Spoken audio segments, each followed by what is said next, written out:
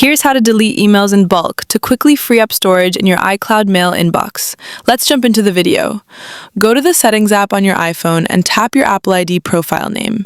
Now scroll to the See All section and tap iCloud Mail. Here you'll see the iCloud Mail cleanup option.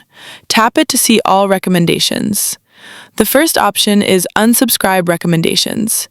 To stop emails from unwanted senders you subscribed to earlier, tap Get Recommendations, select the sender, and tap Unsubscribe all at once. From now on, you will no longer receive new emails from those senders. The next option is to clean emails from promotions, updates, and transactions. Let's start with promotions. First, choose the action. Select Trash to delete emails from your mail inbox.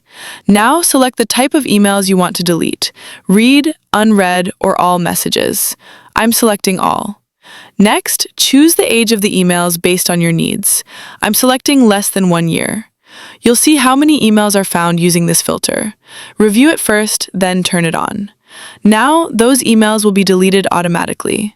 Follow the same steps for updates and transactions category emails.